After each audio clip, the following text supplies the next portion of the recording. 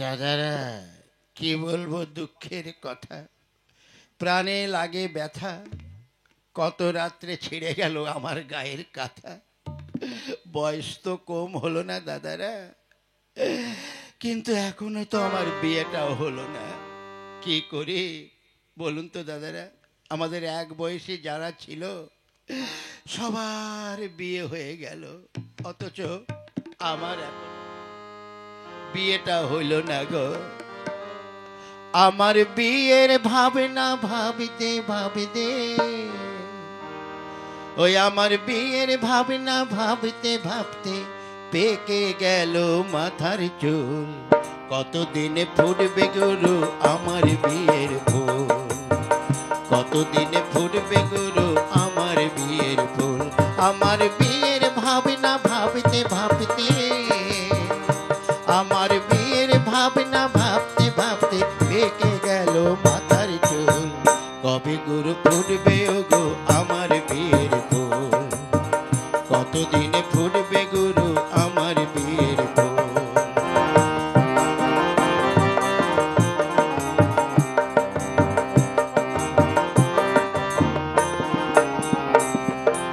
এক বয়সী ছিলাম যারা, আবার 3 ছেলের বাপ হলো তারা।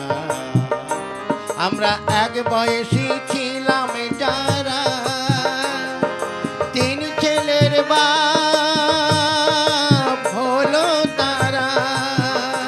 আবার আই বুড়োতে পাকলো সব চুল, আবার আই বুড়োতে সব পাকলো চুল। আমি এমন কপাল পোড়া, কবে গুরু ফুটবে গো আমার বিয়ের ফুল, কবে গুরু ফুটবে গো আমার বিয়ের ফুল। ভোলা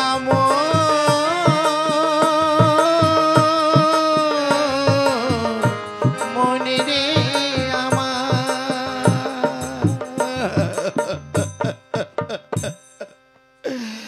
দাদারা কি আর বলবো দুঃখ, এই দুঃখ রাখবার আমার আর জায়গায় নেই। আমার বিয়ের বয়স একে একে পার হয়ে গেল, জীবনে কত বসন্ত এলো, এক এক করে সব বসন্ত চলে গেল, অথচ আমার ডালে একটা কোকিলও বসলো না। আপনারা বলুন, রাতে আমার ঘুম আসে না। এই যে কোল বালিশ, এই কোল বালিশটাকে জড়িয়ে ধরে বুকের আগুন নেভানোর কথা ভাবি, কিন্তু কথায় বলে দুধে কি আর ঘোলের স্বাদ মেটে।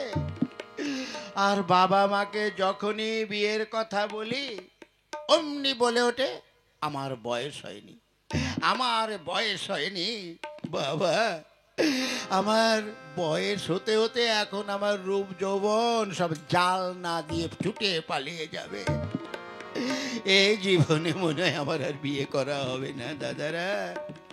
এই কোল বালিশ জড়িয়ে ধরে আর কত ঘুমাবো না, এ আমি কিছুতেই হতে দেবো না। যেভাবেই হোক বিয়ে আমার করতেই হবে। মাকে বাবাকে আমার বোঝাতে হবে, দেখি যে বিয়ের কতখানি গুরুত্ব এটা আমার বোঝাতে হবে। কিন্তু এভাবে তো ফাঁকা মাঠে গোল দিলে হবে না। বুদ্ধি একটা বের করেছি, ঠিক আছে এবার আমি করছি। হ্যাঁ, না না না না না, এই ঘরে আমি কিছুতেই থাকবো না। হ্যাঁ, এই যে এত বড় খাট, এই এত বড় খাটে আমার কি দরকার? কি গো, ছেলেটা মনে হচ্ছে চিৎকার করছে, বলো তো। হ্যাঁ, চলো তো গিয়ে দেখে আসি। না না না, আমার আর দরকার নেই।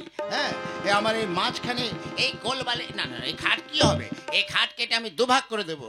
খোকা রে, এই খোকা, কি রে তুই একা একা বোকার মতো নামক বকছিস কেন? হ্যাঁ বল, কি বলছিস? কি বলছি তোমরা বুঝতে পারছো না? হ্যাঁ, আমার একা শোয়ার জন্য এত বড় খাটের কোনো দরকার নেই।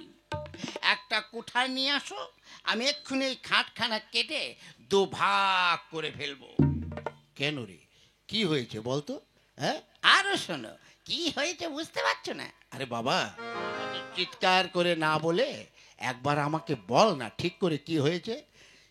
কি হয়েছে বলছি, এই যে এত বড় খাট, একা একাই কোলবালিশ জড়িয়ে ধরে আমি ঘুমিয়ে থাকি।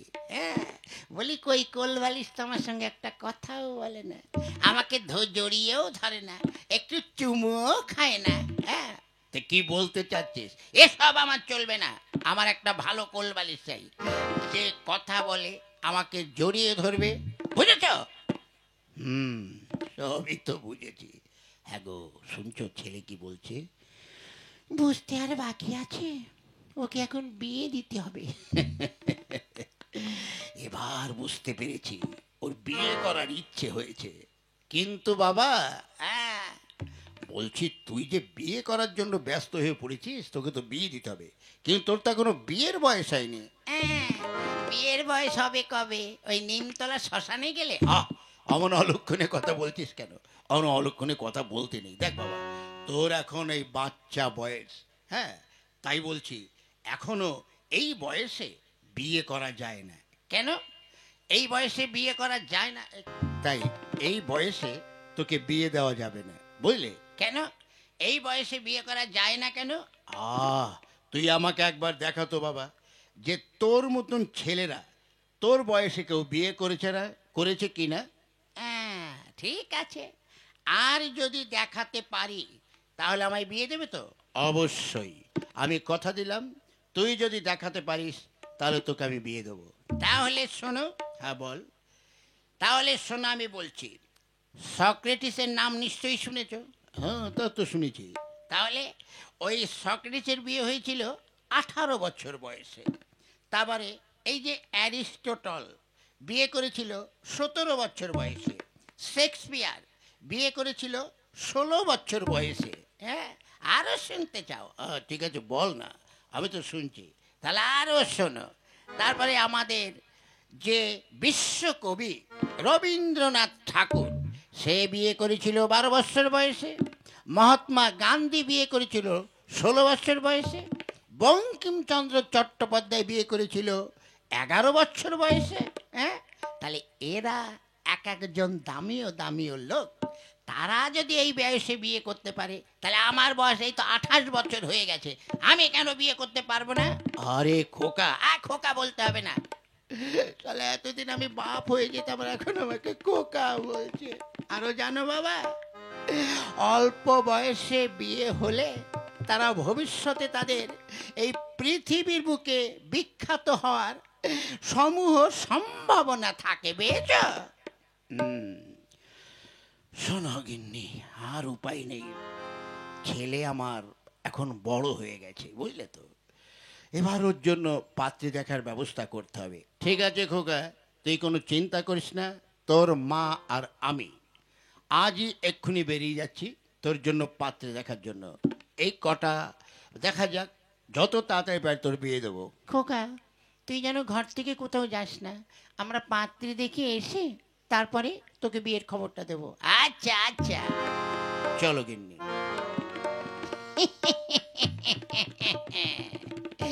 দেখেছেন তো দাদারা, দেখলেন তো বন্ধুরা, কিভাবে মা বাবাকে বিয়ের জন্য রাজি করালাম।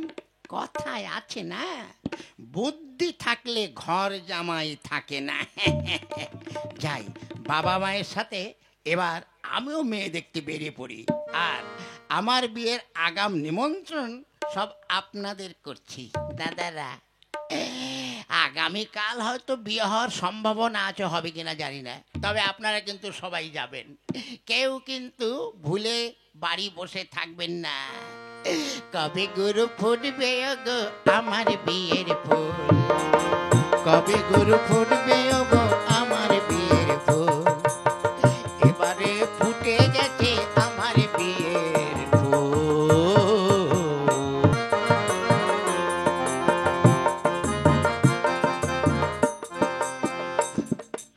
তাই তো আমার নাতিনটাকে তো বিয়াটা দিতে হবে, কিন্তু সেদিন ওরা সবাই বলে গেল যে ছেলেটাকে পাঠাবে, তা তো এখনো এলো না।